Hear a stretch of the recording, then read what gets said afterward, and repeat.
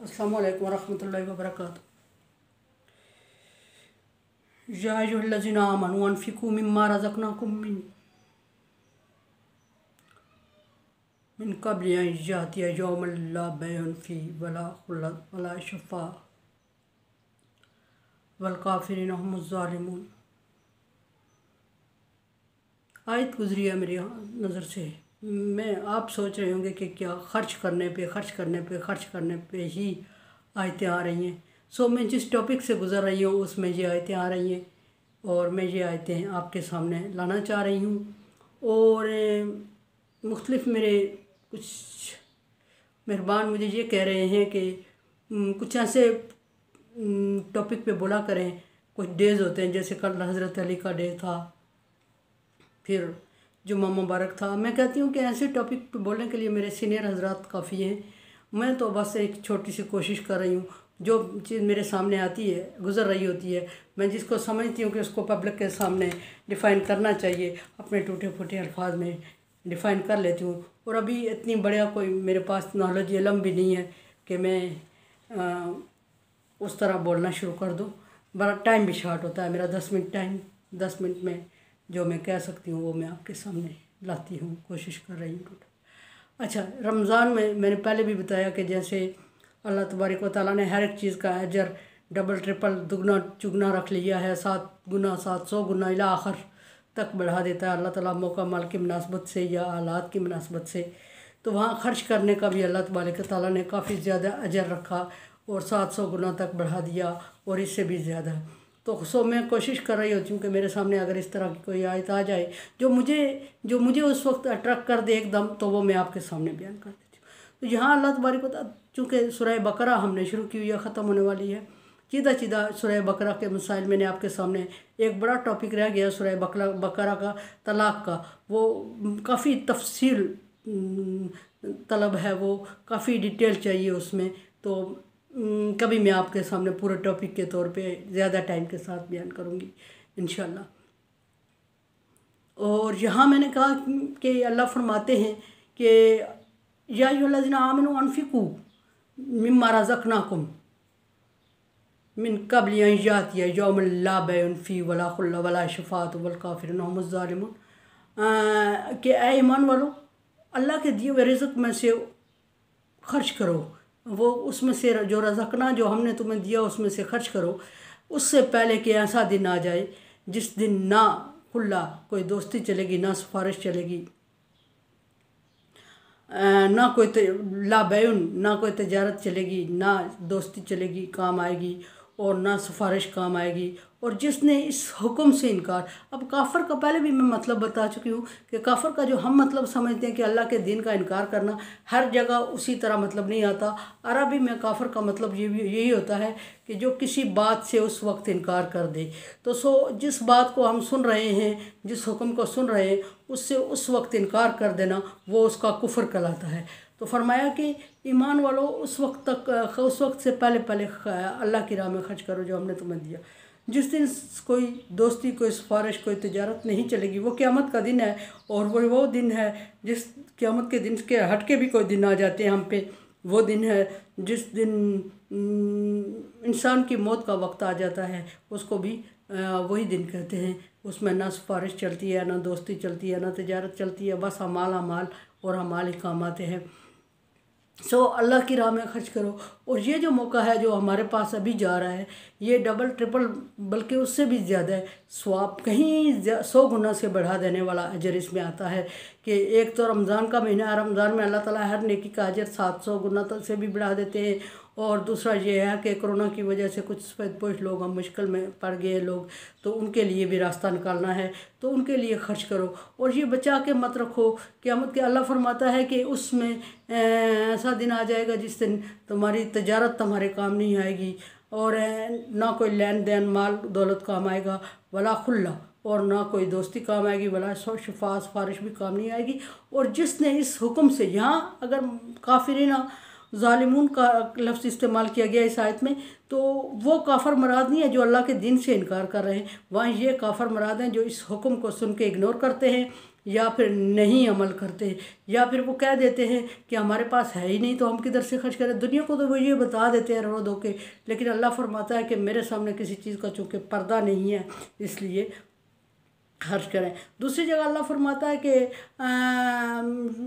यसअलूनका माज़ा युनफिकून, ए नबी आपसे वो सवाल कर रहे हैं कि वो क्या खर्च करें अल्लाह की राह में।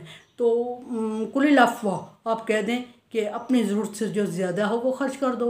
अच्छा, ये भी मुख्तलिफ़ कैटेगरीज आती हैं। अपनी ज़रूरत से ज़्यादा खर्च करना इशारे या कुर्बानी होती है, और अपनी ज़रूरत का भी अपनी ज़रूरत को बहुत छाट करते हुए, अपनी ज़रूरत को नज़रअंदाज करते हुए किसी पे खर्च कर देना, वो एहसान कहलाता है। एहसान जो होता है वो बहुत बड़ी चीज़ होती है और बहुत बड़े लोगों के काम होते हैं। अल्लाह तबारक व तआला उसकी कदर भी ज़्यादा करता है। एहसान का पहले भी मैं मतलब बता चुकी हूँ कि इंतहाई खूबसूरती से किसी चीज़ को पाया तकमील तक पहुँचा देना। जिब्रील अलैहिस्सलाम हुज़ूर सल्लल्लाहु अलैहि वसल्लम के पास आते हैं तो फरमाते हैं कि मल इस्लाम, इस्लाम क्या है। नबी सल्लल्लाहु अलैहि वसल्लम उनको जवाब देते हैं अल एहसान मल एहसान, एहसान क्या है या नबी। तो नबी सल्लल्लाहु अलैहि वसल्लम उनको जवाब देते हैं अल एहसान अन ताबुदुल्लाह कअन्नका तराहु फ़इन लम तकुन तराहु फ़इन्नहु यराक, कि एहसान ये है कि अल्लाह की इबादत इस खूबसूरती से करो कि इस खौफ से और ख़ूबसूरती से इंतहाई दिल लगी और दिल लगी से करो कि गोया कि तुम अल्लाह को सामने देख रहे हो। और अगर ये कैफियत अपने अंदर नहीं पैदा कर सकते हो तो ये कैफियत पैदा करें इन्नहु यराक, कि अल्लाह तुम्हें देख रहा है। तो इबादत से मुराद यहाँ अंताबुदुल्लाह, इबादत से मुराद सिर्फ नमाज पढ़ना ही नहीं होता, रोज़ा रखना ही नहीं होता, बल्कि अल्लाह की मखलूक की अल्लाह की रज़ा के लिए खिदमत करना भी इबादत कहलाता है। तो इसमें भी अगर हम थोड़ी सी चीज़ भी इतने खुलूस से, वक्त तो वो है जिसमें अल्लाह तबारक व तआला ने 100 गुना 700 गुना से बढ़ाने का वादा किया हुआ है। वो मुश्किल वक्त हमारे पास से गुजर रहा है आजकल, क्योंकि रमज़ान भी है और मुश्किलात भी हैं, वो वक्त गुजर रहा है। वक्त अगर कमी रह गई है हमारी नीयत में इखलास लाने की, हमारी नीयत में एहसान लाने की, अपने नीयतों को इखलास में रखो, मुखलिस रखो, लो अल्लाह के दीन के लिए ख़ास करो, छोटी सी चीज़ भी दो और एहसान का जज्बा लाओ। एहसान का जज्बा अब हम किस तरह लाएं, मैंने हदीस आपके सामने पढ़ लिया। एहसान का जज्बा इस तरह लाएं कि हम जो भी अल्लाह की राह में दे रहे हैं ये समझ के दें कि इसको अल्लाह देख रहा है, हम अल्लाह को सामने देख रहे हैं और अल्लाह को देखते हुए ये चीज़ किसी को दे रहे हैं। और जब हम ये अपने अंदर भी एक ख्याल लाएंगे कि हम अल्लाह के देखते हुए ये काम कर रहे हैं, तो हम उस काम को इंतहाई खूबसूरती और जज्बे के साथ और इंतहाई पायदारी से और मुनासिब तरीके से करेंगे और उसमें रियाकारी नहीं आएगी।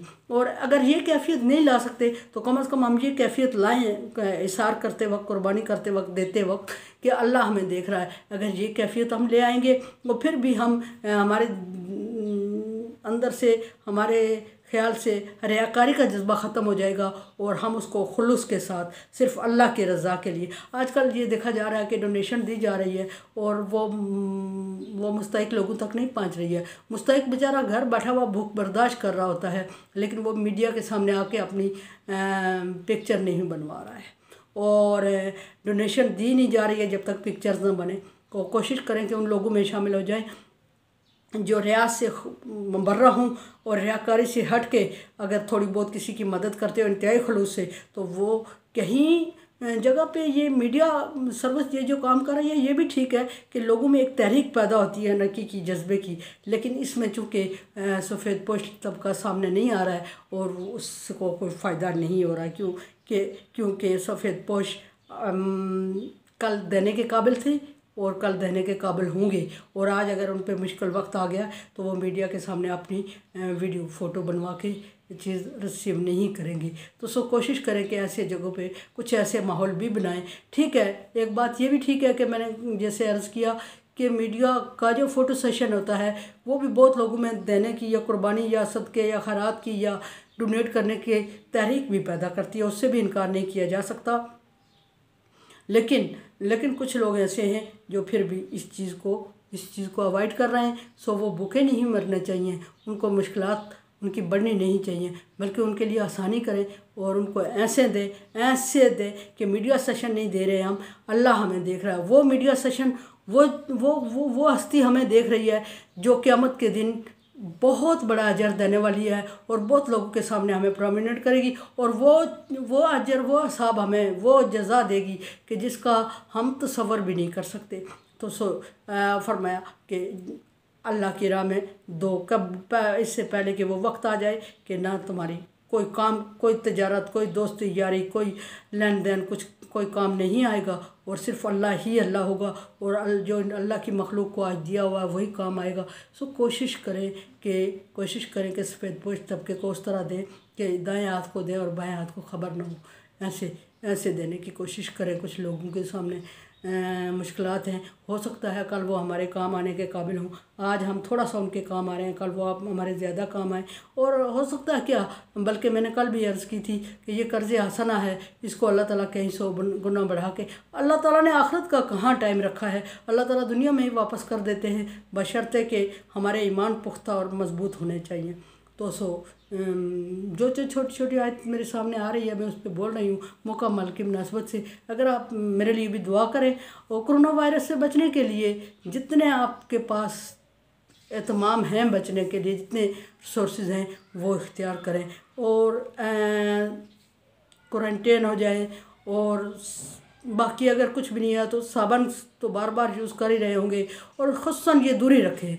असल जो मकसद है अपने आप को बच्चों से कुछ फासले पे रखें और कोशिश करें कि अल्लाह तबारक व तआला इस वबा से बचाए। जिस वबा की कोई हमारे पास दवा ही नहीं है तो उसके लिए परहेज़ ही बस डेफिनेटली हमारे पास एक ही रास्ता रह गया है, वो इख्तियार करें।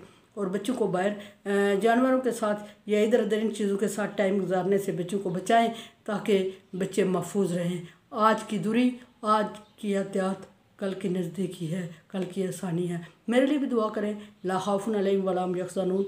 और अगर मेरे वीडियोस देख रहे हैं तो आपका शुक्रिया।